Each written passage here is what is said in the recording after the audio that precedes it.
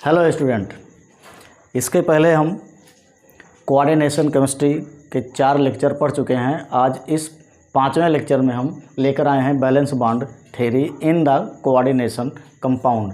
तो valence bond theory जो आपका ये दिया गया है, इसमें किस प्रकार से लिगैंड और मेटल एक दूसरे से अटैच होते हैं, क्या कंडीशन है, इस सब के बारे में इसमें जानकारी प्राप्त होती है। किसके द्वारा? बैलेंस बॉन्ड थ्योरी के द्वारा।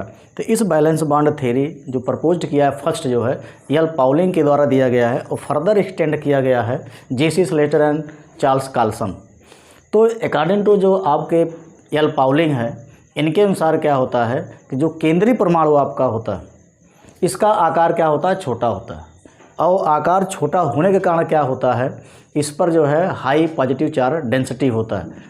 और उसका मेन रीज़न है आकार छोटा होने और हाई पॉजिटिव चार्ज डेंसिटी का, कि जो आपका सेंट्रल मेटल आयन होता है ये वेरिएबल ऑक्सीडेशन अवस्था को प्रदर्शित करता है। तो वेरिएबल ऑक्सीडेशन अवस्था जो है ये कौन से जनरली एलिमेंट होते हैं? डी ब्लॉक के एलिमेंट होते हैं। तो डी ब्लॉक के एलिमेंट जितने भी होते हैं आपके वेरिएबल ऑक्सीडेशन नंबर को रिप्रेजेंट करते हैं। और डी ब्लॉक तत्वों में इस क्षमता होती है कि वह लिगैंड के साथ कॉम्प्लेक्स कंपाउंड बनाने की क्षमता होती है। तो ये जो आपका कॉम्प्लेक्स कंपाउंड जो बनता है वो किसके थ्रू बनता है? तो यहाँ पर एक और कॉन्सेप्ट दिया गया है बैलेंस बॉन्ड थ्योरी। तो इस बैलेंस बॉन्ड थ्योरी के वेरियस पोस्टुलेट्स हैं। तो इस पोस्टुलेट्स के द्वारा ही यल पाउलिंग ने बताया है कि मेटल और लिगैंड के बीच में किस प्रकार का इंटरैक्शन होता है।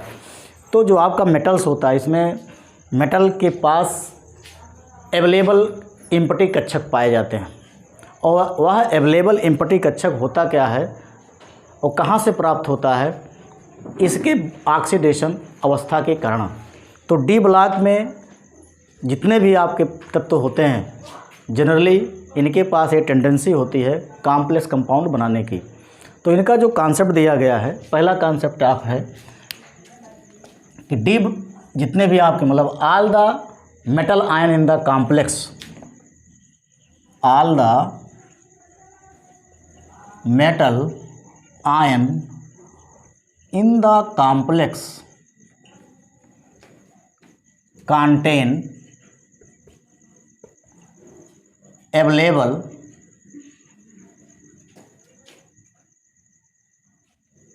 and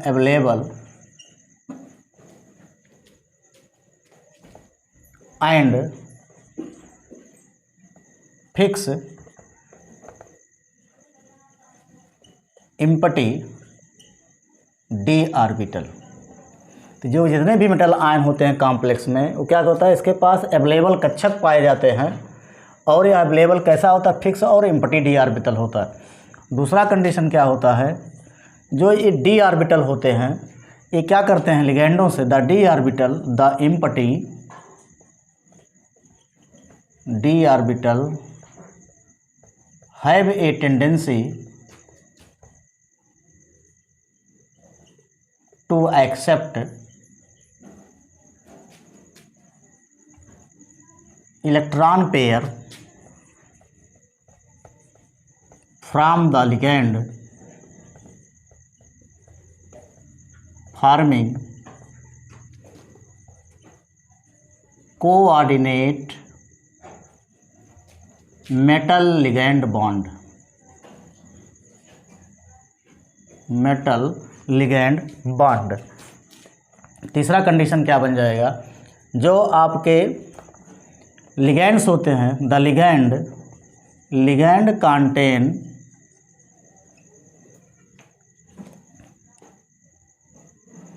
available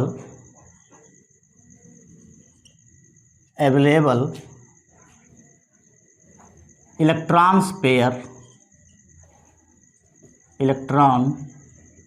pairs are of some contains lone pair electron और some contains lone pair electron। इनमें से कुछ क्या होते हैं, इनके लोन पेयर इलेक्ट्रॉन्स भी होते हैं। चौथा नंबर हो जाएगा in the complex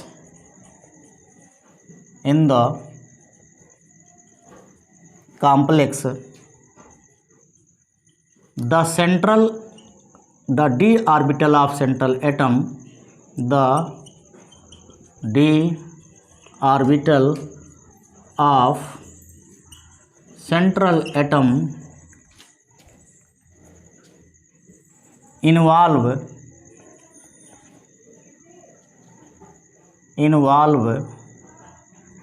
in hybridization, that is n-1 d orbital and outer d orbital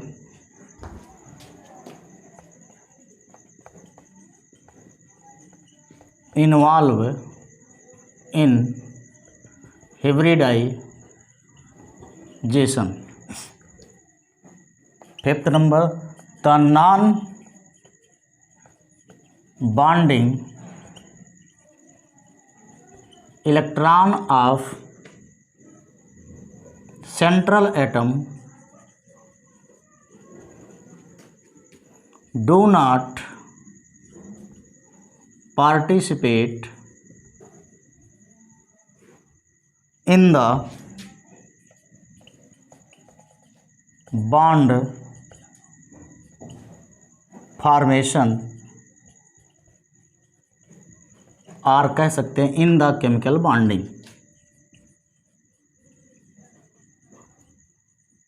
chemical bonding. 6 number आपका है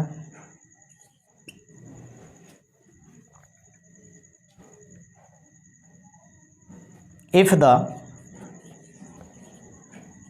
n-1 d orbital involve in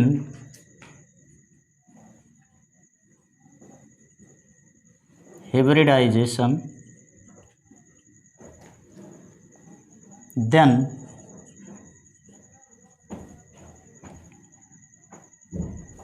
strong field, then the complex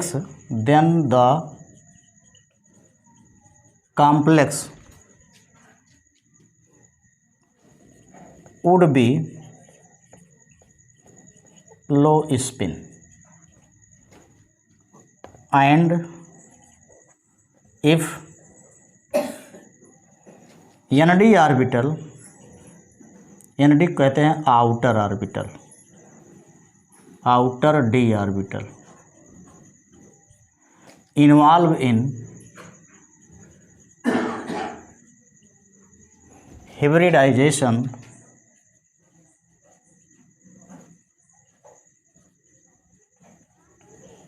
then the complex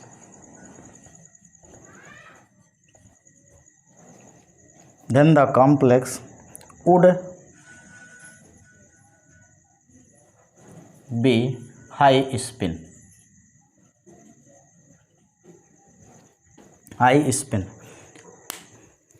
अब देखिए इसमें अभी और भी रूल है, अभी उसको फिर लेकिन पहले इतना समझ लीजिए कि अकॉर्डिंग टू पाउलिंग ने क्या बताया है कि जो आपका केंद्रीय परमाणु होता है उसका आकार क्या होता है, छोटा होता है। छोटा आकार होने के कारण इसके पास एम्प्टी डी ऑर्बिटल पाए जाते हैं। उपयुक्त एम्प्टी मतलब all the metal ion in the complex contain available and fix empty D orbital.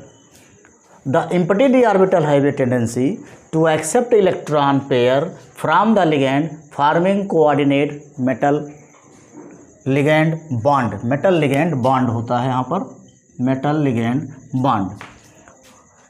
ligand contain available electron pairs or some contains lone pair electron which donate to central atom, जो क्या करता है केंद्रीय परमाणु को अपना electron donate कर देता है। In the complex the D orbitals of central atom involve in the hybridisation, that is the n-1 d orbital and outer d orbital involve in hybridisation. चाहे वह n-1 d ऑर्बिटल होगा और चाहे आपका outer d orbital होगा, दोनों involve होते हैं हिब्रिडाइजेशन में। The non bonding electron of the central atom do not participate in the bond formation or in the chemical bonding. If the n-1 d orbital involved in hybridization, then the complex would be low spin. और अगर ये आपका if the nd orbital या outer orbital involved in the hybridization, then the complex would be high spin. इसके बाद next number है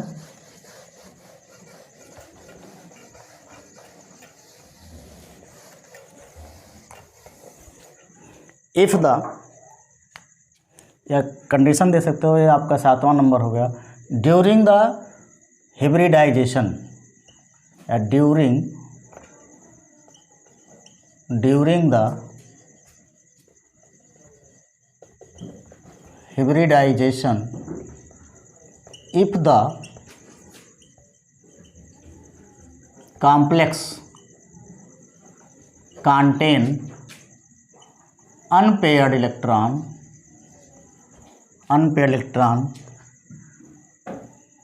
the complex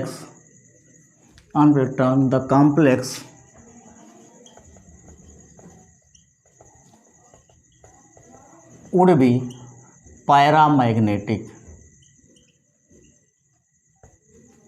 On the other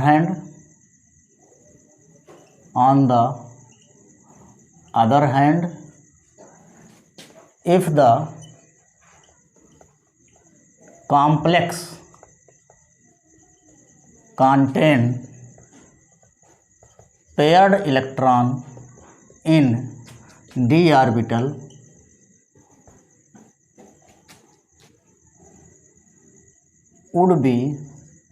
complex would be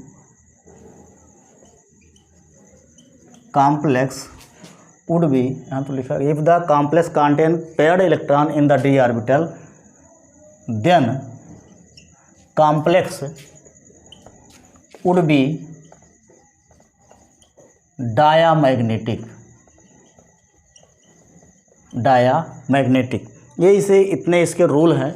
इस rule के तहत क्या करता है, ये आपका पार्टिसिपेशन होता है। और जो ये पार्टिसिपेशन होता है बॉन्ड फॉर्मेशन में, तो यहाँ से इसके स्ट्रक्चर का डिटर्मिनेशन भी हो जाता है कि इफ़ द सेंट्रल आपका बॉन्ड पे 2 बना रहा है या 3 बना रहा है या 4 बना रहा है या 5 बना रहा है या 6 बना रहा है, उस कंडीशन पर यहाँ कॉम्प्लेक्स का फॉर्मेशन भी होता है।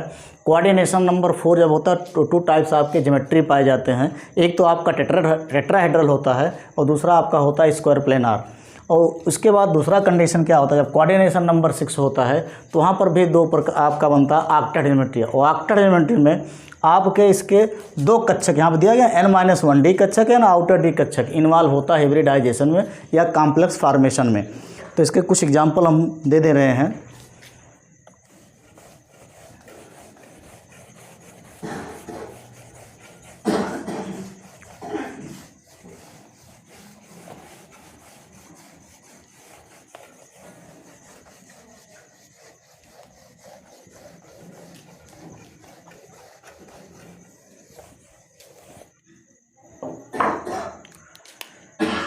पहला एग्जाम्पल हम लेते हैं,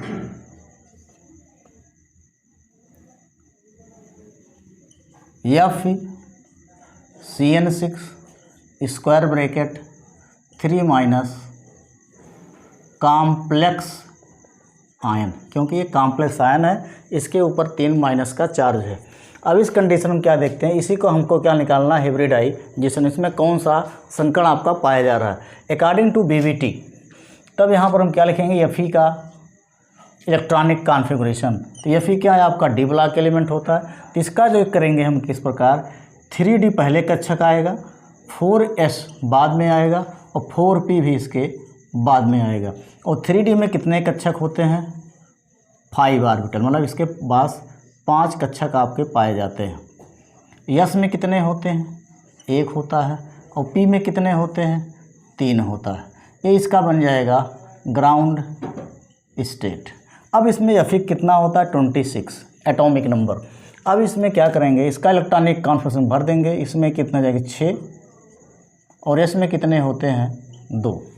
इस ग्राउंड टर्म में जो Fe का इलेक्ट्रॉनिक कॉन्फिगरेशन होता है वो Fe का हो जाएगा 3d6 4s2। यही आपका होता है, यही चीज़ इसके कक्षक के रूप में दर्शाया गया है। तो यहाँ पर 6 इलेक्ट्रॉन इसमें और 2 इलेक्ट्रॉन इसमें। अब इसमें क्या देखेंगे कि Fe किस ऑक्सीडेशन स्टेट पे आ रहा है। तो Fe का यहाँ पर ऑक्सीडेशन स्टेट आता है 3 करके देख लेंगे। इसका मानेंगे X, और इसके पहले वाले वीडियो में आपको बताया गया था ना ऑक्सीजन संख्या निकाला कैसे जाता है। तो इसको क्या मान लेते हैं हम, X मान लेते हैं। तो X होगा Fe का, और प्लस कितने CN हैं, यहाँ CN की संख्या है 6। तो यहाँ पर -1 × 6 ब्रैकेट करके इक्वल टू 0 नहीं होगा, इसमें 3 चार्ज है तो -3 के बराबर हो जाएगा। तो X - 6 बराबर -3, तो X बराबर आपका हो जाएगा +6 - 3 बराबर +3। तो इस कंडीशन में, इस कॉम्प्लेक्स आयन में Fe की ऑक्सीडेशन नंबर कितना है, +3 है। तो यहाँ पर हम क्या कर देंगे, इस पर लगा देंगे +3 का चार्ज। तो जहाँ 26 है यहाँ हो जाएगा 23। तब एक कंडीशन क्या बनेगा, 2 इलेक्ट्रॉन यहाँ से पहले निकलेगा, क्योंकि ये डी ब्लॉक की प्रवृत्ति होती है कि सबसे पहले लॉस करता है इलेक्ट्रॉन S से, जब उसके बाद मैक्सिमम होता है तब इलेक्ट्रॉन लॉस करता है D से। तो 2 इलेक्ट्रॉन यहाँ से निकल गए और 1 इलेक्ट्रॉन यहाँ से निकल गए। तो बचा क्या इसके कक्षक में, 5 इलेक्ट्रॉन बच गए। S वाला खाली हो गया और P वाला भी पहले से ही खाली है। तो कितने कक्षक हो गए, 4। अब इतनी संख्या कितनी है, 6 है। अभी इसको 2 कक्षक और चाहिए। अब इस कंडीशन में हम क्या देखेंगे, यहाँ CN कैसा लिगेंड होता है, स्ट्रांग फील्ड लिगेंड होता है। जब स्ट्रांग फील्ड लिगेंड होता है तो आपका लो स्पिन कॉम्प्लेक्स होता है। कहने का मतलब n-1d कक्षक में इसके इलेक्ट्रॉन का पार्टिसिपेशन होता है या पार्टिसिपेट करता है, जो कि आपकी BBT में आपको बताया गया था कि हिब्रिडाइजेशन में 2 प्रकार के कक्षक इन्वॉल्व होते हैं, एक n-1d कक्षक, एक क्या होता है आउटर D कक्षक। तो इस n-1 कंडीशन में क्या मिल जाएगा, ये तो आपका हो गया ऑक्सीडेशन स्टेट, इसको हम लिख देंगे ऑक्सीडेशन स्टेट।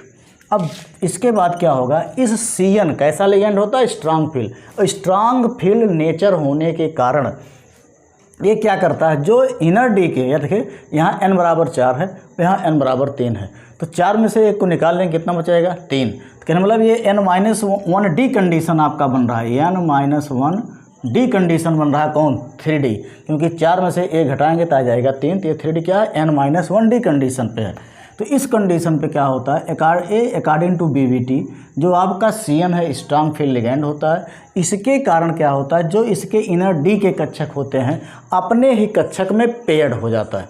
किसके कारण, इलेक्ट्रॉन स्ट्रांग फील्ड लिगेंड के कारण। तो जो यहाँ पर कक्षक में एक सभी में इलेक्ट्रॉन है, अब ये क्या हो जाएगा, पहले वाले में 2, दूसरे वाले में 2, अब 1 2 2 4, अब 1 बच रहा, तब यहाँ कर देंगे 1। अब देखिए इस n-d वाले में 2 कक्षक और इन्वॉल्व हो गया, 2 कक्षक और इन्वॉल्व हो गए, मतलब खाली हो गया, एम्प्टी हो गया। तो यही चीज़ आपका कहता है BBT, जब लिगेंड और मेटल के बीच में बॉन्डिंग होती है तो इसके D कक्षक में, या कह सकते हैं सेंट्रल मेटल के जो आपके कक्षक होते हैं D कक्षक, वो अवेलेबल खाली होते हैं। अब देखिए इसका 2 कक्षक यहाँ खाली हो गया और 1 कक्षक यहाँ, इसका आउटर वाला S कक्षक है, आउटर वाला P का कक्षक। कहने मतलब DSP, ये 3 प्रकार के यहाँ पर कक्षक पार्टिसिपेट होंगे हिब्रिडाइजेशन में। इसे कह देंगे आपका पेयरिंग स्टेट। और पेयरिंग क्यों हो रहा है, पेयरिंग स्टेट बनती है, क्यों हो रहा है, due to ligand environment, ligand ligand के इन्वायरमेंट के कारण। लिगेंड कैसा, स्ट्रांग फील्ड। जब स्ट्रांग फील्ड लिगेंड होता है तो लो स्पिन कॉम्प्लेक्स होता है और n-1d कक्षक इन्वॉल्व होता है। अभी इसके बाद हम थोड़ा सा बताएंगे कि ऐसा क्यों होता है, स्पेक्ट्रोकेमिकल सीरीज दे देंगे, उससे क्लियर हो जाएगा। अब देखिए यहाँ पर कक्षक हो गया। अब चौथा स्टेप क्या बन जाता है, हाइब्रिड स्टेट। अब इसके पास 2 ये हो गया, 3 4 5 6, मतलब 6 ऑर्बिटल खाली हो गए और यहाँ कितने लिगेंड हैं, 6। अब इनकी संख्या, लिगेंडों की संख्या अवेलेबल कक्षकों की संख्या जब बराबर हो जाती है तो यही लिगेंड के पास क्या होता है, क्योंकि इस पर चार्ज हम क्या दिखाते हैं, CN पे माइनस। अब इसके पास क्या होता है, 1 इलेक्ट्रॉन पेयर होता है, जो कि BBT में लिखा गया था। लिगेंड क्या करते हैं, contains available lone pair electron, या कह सकते हैं इलेक्ट्रॉन पेयर्स। लोन पेयर भी होता है और इलेक्ट्रॉन पेयर। लोन पेयर कहाँ पाया जाएगा, जब हम NH3 ले लेंगे न्यूट्रल मॉलिक्यूल। अब देखिए नाइट्रोजन के पास क्या है, एक लोन पेयर। तो ये अवेलेबल इलेक्ट्रॉन होता है, उपयुक्त इलेक्ट्रॉन होते हैं। और किस रूप में होते हैं, इलेक्ट्रॉन युग्म के रूप में होता है, जो यह केंद्रीय परमाणु को दान करके उपसहसंयोजी बंध को बना देता, जो कि आपका पहले रो में लिखा गया था कि metal coordinate metal ligand bonding होती है, किसके अनुसार, BBT। अब क्या होता है, क्योंकि सेंट्रल एटम के पास अवेलेबल कक्षक खाली है और इस लिगेंड के पास क्या होता है, अवेलेबल इलेक्ट्रॉन ज़्यादा होता है पेयर के रूप में। तो हम दूसरे शब्दों में कह सकते हैं जो केंद्रीय परमाणु होता है वो लुईस एसिड तरह व्यवहार करता है और जो जितने भी लिगेंड्स होते हैं लुईस बेस की तरह व्यवहार करता है। इसलिए जो भी आपका होगा तो एक हो गया बेस, एक हो गया एसिड। तो इस एसिड क्या होता है according to Lewis, electron pair acceptor, और बेस क्या होता है, इलेक्ट्रॉन पेयर डोनर। तो ये क्या करता है लिगेंड, इस केंद्रीय परमाणु को अपना इलेक्ट्रॉन योगदान करके क्या बना लेता है, उपसहसंयोजी बंध। और कौन बंध बनता है, मेटल लिगेंड कोऑर्डिनेट बॉन्ड। अब चौथा स्टेप आपका बन जाएगा मेटल लिगेंड कोऑर्डिनेट बॉन्ड।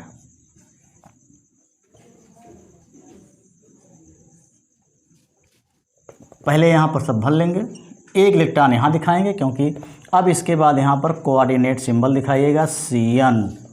यहाँ भी क्या दिखाएंगे, Cn। यहाँ भी क्या दिखाएंगे, Cn।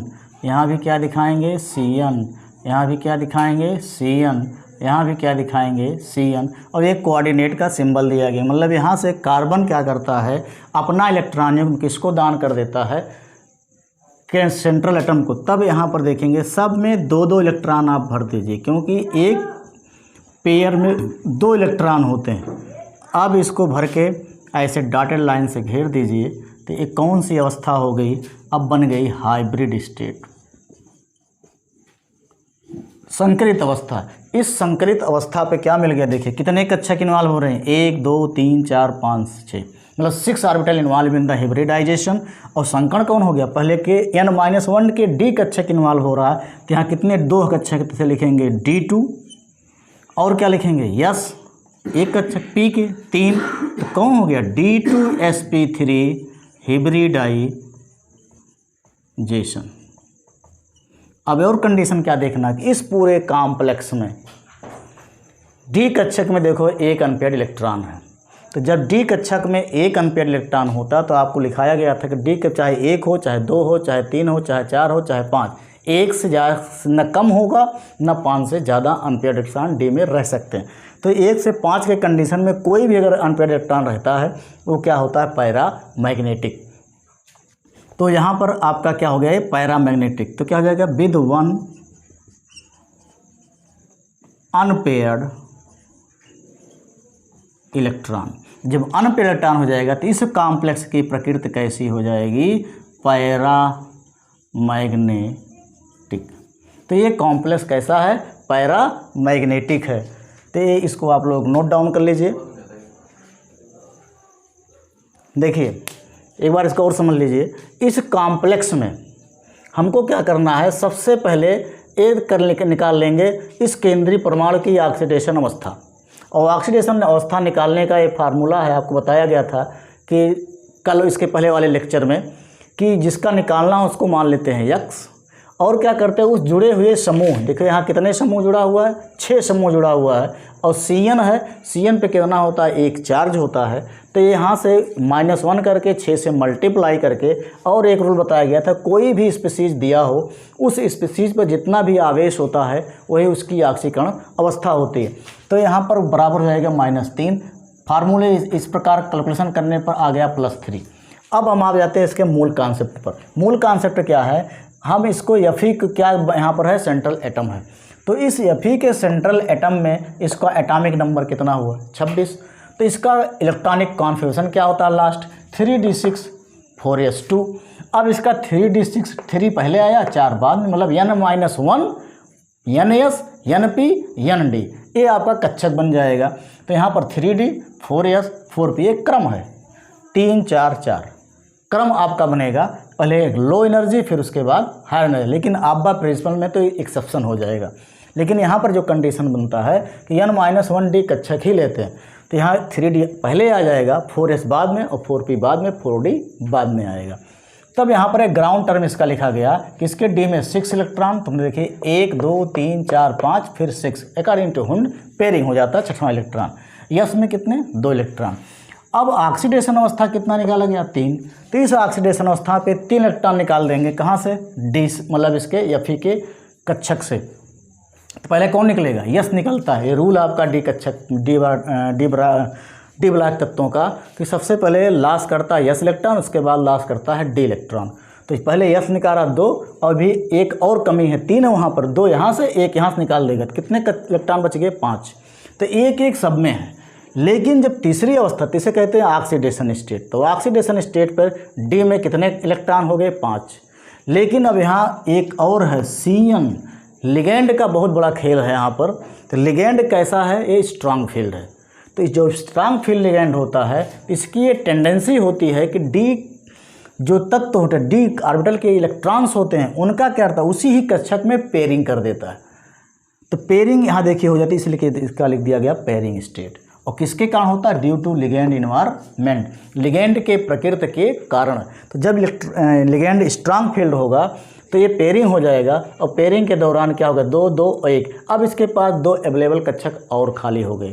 तो 2 4 तो पहले से खाली था, 2 और खाली हो गए, तो कुल कितने कक्षक हो गए 6 ऑर्बिटल इसके खाली हो गए, किसके, केंद्रीय परमाणु के। और ये 6 ऑर्बिटल क्या करता है, और लिगेंड के साथ जो 6 लिगेंड हैं CN- के रूप में, इनके पास सबके पास एक इलेक्ट्रॉन पेयर है, चिन्ह लगा हुआ, सबके पास एक इलेक्ट्रॉन पेयर है। ये इलेक्ट्रॉन पेयर क्या करता है, केंद्रीय परमाणु को दान करके कौन सा bond, metal ligand coordinate bond, ligand अपना इलेक्ट्रॉन युग्म सेंट्रल एटम को दान करके ये बॉन्डिंग बना लेता है। और यह बॉन्डिंग का नेचर कैसा है, उपसह संयोजी है। इसलिए इसका एक नाम जो पड़ा है लेसन का, उपसह संयोजी रसायन, यहाँ से भी निकल कर आता है।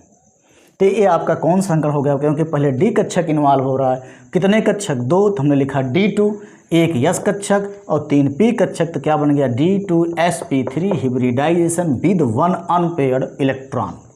यहाँ एक अनपेयर्ड इलेक्ट्रॉन है, इसलिए इसकी प्रकृति कैसी हो जाएगी, पैरामैग्नेटिक।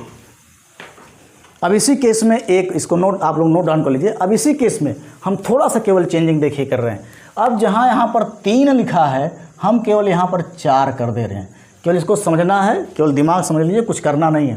जब यहाँ पर 4- का चार्ज हो जाएगा, तब दिए गए कॉम्प्लेक्स आयन में Fe पे कितना चार्ज आ जाएगा, यहीं पर थोड़ी सी चेंजिंग, तब यहाँ पर कितना हो जाएगा -4 हो जाएगा ये। अब ये -4 होगा तो हर जगह -4 करिए, यहाँ भी -4 करेंगे, बचा कितना यहाँ पर +2।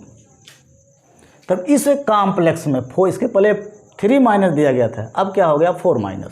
तो 4- केस में आपको क्या हो जाएगा, जहाँ Fe हमने 3+ लिखा था, वहाँ हम क्या लिख देंगे 2+ का चार्ज। जब 2+ का चार्ज होगा तो केवल यस का इलेक्ट्रॉन ही निकलेगा, डी का इलेक्ट्रॉन नहीं निकलेगा। तो यहाँ क्या हो जाएगा पेयर। अब जहाँ हमको अनपेयर करना था, क्योंकि लिगेंड वही है, इसमें कोई चेंजिंग नहीं है, इसलिए सेम कंडीशन आपका लागू होगा। तो ये क्या करेगा, पेयर कर देगा, क्योंकि स्ट्रांग फील्ड लिगेंड है। तो जहाँ अनपेयर्ड है वो हो जाएगा पेयर्ड। तब एक किस कंडीशन क्या होगा, कोई अनपेयर्ड इलेक्ट्रॉन है, लेकिन संकर सेम है, संकर क्या है सेम है। तो इस कंडीशन में क्या हो जाएगा, D2sp3 हिब्रिडाइजेशन विद 1 अनपेयर्ड नहीं रहेगा, सब पेयर इलेक्ट्रॉन हो जाएंगे। तो ये कॉम्प्लेक्स कैसा हो जाएगा, डायामैग्नेटिक। इसको थोड़ा ध्यान दीजिएगा, डायामैग्नेटिक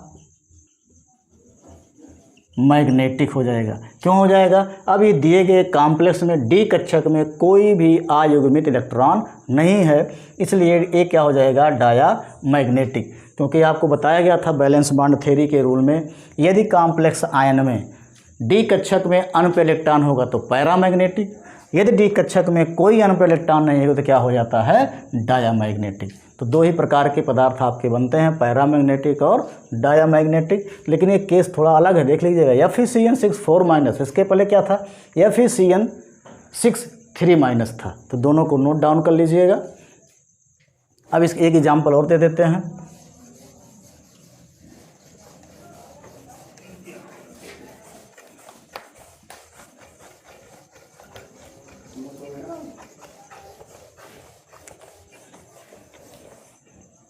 एग्जाम्पल लेते हैं CrCl6 स्क्वायर ब्रैकेट 3 एक दूसरा कॉम्प्लेक्स लेते हैं। अब देखिए यहाँ CrCl6, यहाँ पर सेंट्रल टर्म कौन है? क्रोमियम है। और क्रोमियम का इलेक्ट्रॉनिक कॉन्फ़िगरेशन क्या होता है? 3d5 4s1। डी ब्लॉक तत्वों में आप लोग पढ़े होंगे, क्रोमियम का इलेक्ट्रॉनिक कॉन्फ़िगरेशन क्या होता है? 3d5 4s1 होता है। अब इसका भी सेम जैसे पहले वाला बताया गया था वैसे कर लीजिए। यहाँ लिखेंगे हम क्रोमियम। अब क्रोमियम कितना होता है? 24। पहले क्या कक्षक बनाएंगे? 3d, फिर क्या बनाएंगे? 4s, फिर क्या बनाएंगे? 4p, फिर क्या बनाएंगे? 4d भी बनाना पड़ेगा यहाँ पर। अब उसका रीज़न हम देते हैं क्यों बनाना पड़ेगा।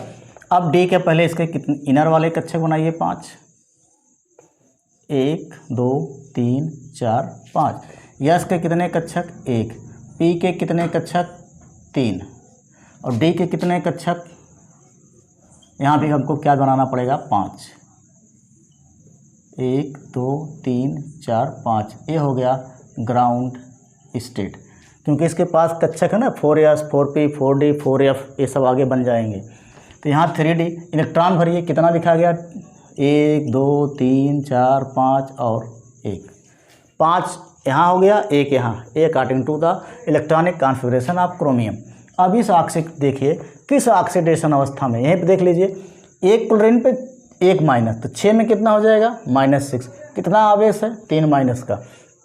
जब -6 को दाहिने साइड में ले जाएंगे तो 6 में से 3 घट जाएगा, तो बचे कितना? +3। तो इस कंडीशन में क्रोमियम पे आ गया +3 का आवेश। तो जहाँ 24 है वहाँ कितना हो गया? 21, मतलब 21 हो गया। अब क्या हो जाएगा? कितने इलेक्ट्रॉन यहाँ बचेंगे? 1 यहाँ से निकला और 2 यहाँ से निकल गया, बच गया 1 2 3। 2 कक्षक यहाँ भी खाली है, यहाँ P वाला खाली है। ये पहले से ही खाली, इससे कोई मतलब नहीं था, लेकिन बना दिया गया तो कोई रीज़न होगा। ये हो गया आपका ऑक्सीडेशन स्टेट, यह हो गया आपका ऑक्सीडेशन स्टेट। अब देखिए खेल यहीं पर है आपका। यहाँ पर Cl कैसा लिगेंड है? वीक फील्ड लिगेंड होता है। और जब वीक फील्ड लिगेंड होता है, इसकी ये क्षमता नहीं होती है कि D कक्षक के इलेक्ट्रॉन को पेयर करे, तो ना इसमें फिलअप भी होगा। अभी आपको लिखवाया गया था कि जब आपका लो spin and high spin complex बनता है तो वहाँ कंडीशन होता है वीक फील्ड और स्ट्रांग फील्ड लिगेंड। तो यहाँ पर कॉम्प्लेक्स क्यों बनता है? हाई स्पिन बन जाता है, इसलिए यहाँ पर पेयरिंग अवस्था नहीं बनती। इसको नोट करिएगा, जब भी वीक फील्ड लिगेंड रहेगा तो पेयरिंग अवस्था नहीं आती। पेयरिंग अवस्था वहीं पर आएगी जब स्ट्रांग फील्ड लिगेंड आता है। अब यहाँ पर क्या हो गया? तीसरी अवस्था सीधे हाइब्रिड अवस्था आ जाएगी। 1 2 3 जैसे है वैसे पड़ा रहेगा। अब इसका आउटर कक्षक ही इन्वॉल्व होगा हिब्रिडाइजेशन में, इनर से कोई मतलब नहीं है। क्यों? क्योंकि यहाँ Cl का नेचर कैसा है? Weak field. अब देखिए यहाँ पर क्या होगा? एक कंडीशन आ जाए Cl Cl Cl Cl Cl Cl, 2 electron 2 electron 2 electron 2 electron, electron pair है। अब देखिए क्या हो गया? 1 S कक्षक, 3 P कक्षक और 2 D कक्षक। संकरण कौन हो गया? sp3d2 hybridisation with 3 unpaired electron. यहाँ पर क्या हुआ? 3 अनपेयर्ड इलेक्ट्रॉन इसके पाए जाते हैं, इसलिए ये भी कॉम्प्लेक्स क्या होगा? Para magnetic. ये आपका बन जाएगा हाइब्रिड स्टेट। हाइब्रिड स्टेट समझ लीजिए एक बार और। एक केस आपको ये चीज़ यहाँ पर समझना पड़ेगा, वीक फील्ड और स्ट्रांग फील्ड लिगेंड। तो अब यहाँ पर देखिए वीक फील्ड लिगेंड के कारण ये तीसरी अवस्था नहीं बनी। कौन अवस्था बनाया गया था? Pairing state. पेयरिंग स्टेट किस में नहीं बनेगा? जिसमें वीक फील्ड लिगेंड है। केवल 3 ही अवस्थाएं बनेंगी, एक ग्राउंड, एक ऑक्सीडेशन, तीसरा आपका हाइब्रिड स्टेट। तो यहाँ भी क्या हुआ? अब इसमें क्या होता है कि इनर में इसमें कोई हस्तक्षेप नहीं होता है। किस केस में? जब यहाँ वीक फील्ड लिगेंड आ जाता है तब। तो इसके बाद हम फिर अब इसको नोट डाउन कर लीजिए। इसके बाद बता देते हैं वीक और strong field ligand.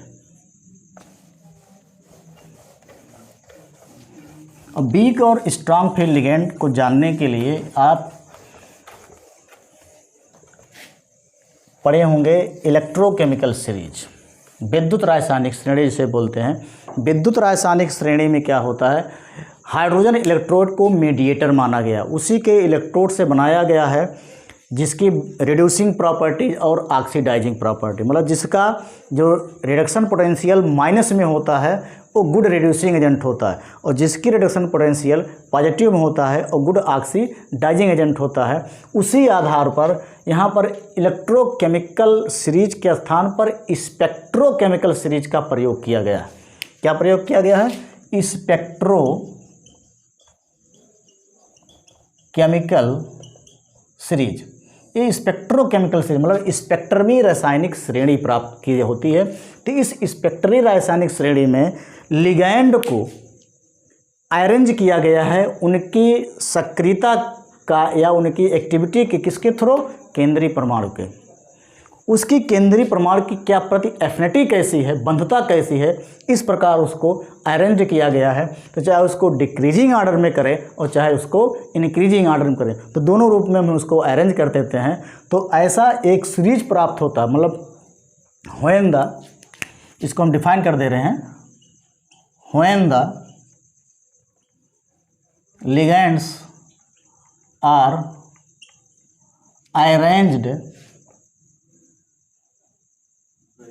arranged when the ligands are arranged in increasing or decreasing order to the affinity of central atom by spectroscopy analysis called as spectrochemical series। Spectrochemical series.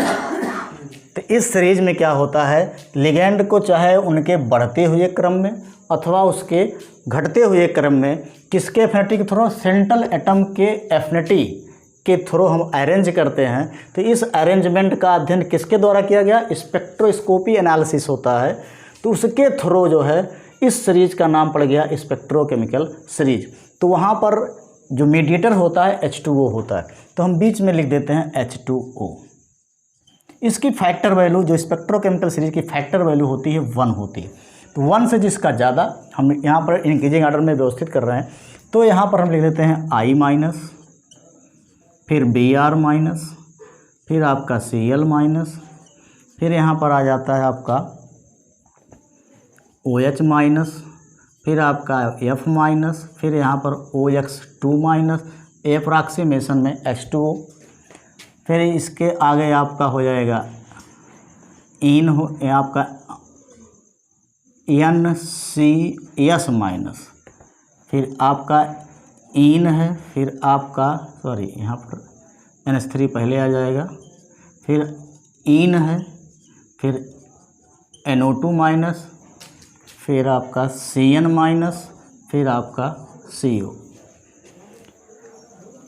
ये आपका इंक्रीजिंग ऑर्डर में arrange किया गया है। तो ये है spectrochemical, इसको ऊपर हम लिख देते हैं। ये आपका हो गया स्पेक्ट्रोकेमिकल सीरीज।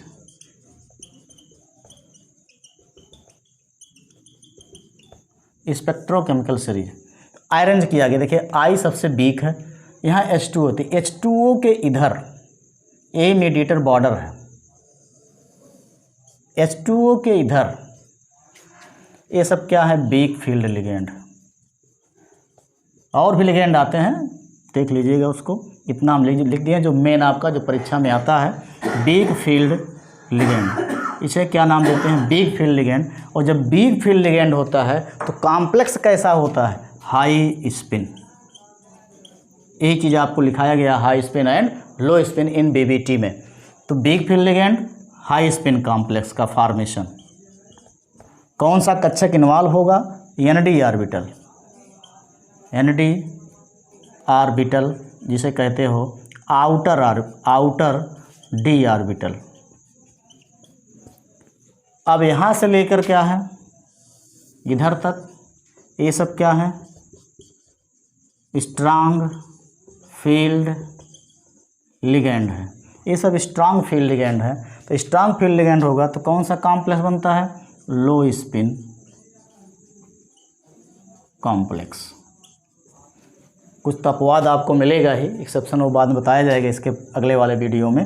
लो स्पिन कॉम्प्लेक्स, तो लो स्पिन कॉम्प्लेक्स क्या कब होगा, जब इसका इलेक्ट्रॉन n-1d ऑर्बिटल में प्रवेश करता है, n-1d ऑर्बिटल। तो इसके पहले आपको n-1d ऑर्बिटल बताया गया था। ये स्पेक्ट्रोकेमिकल सीरीज है, इसको आप लोग याद कर लीजिएगा। इस एक आपको डिटेल करता है। अब देखिए यहाँ भी कंडीशन है, अगर यहाँ भी दोनों की तुलना हम कर लें तो Cn is the weak than the CO। अगर ये दोनों साथ साथ आ जाएं, अगर यहाँ तुलनात्मक हो जाएगा, जैसे जैसे इंक्रीज किया गया है इसकी एफिनिटी क्या होती है, केंद्रीय परमाणु की तरफ बढ़ती हुई चली जाती है। लेकिन कुछ केस ऐसे हमको मिलते हैं, वह केस किस पर मिलता है, जो न्यूट्रल होते हैं। एक इधर है, एक इधर है और एक इधर भी है। H2O भी न्यूट्रल होता है, अमोनिया भी न्यूट्रल होता है और कार्बोनिल भी न्यूट्रल होता है। ये स्पेशल केस होते हैं जो इस थ्योरी का अपवाद बन जाता है, एक्सेप्शन हो जाता है। ये अलग टाइप ऑफ हिब्रिडाइजेशन को रिप्रेजेंट करते हैं। तो इस टाइप के हिब्रिडाइजेशन को हम नेक्स्ट वीडियो में पढ़ेंगे। तो इसको नोट डाउन करिए और इसको शेयर करिएगा। Thank you.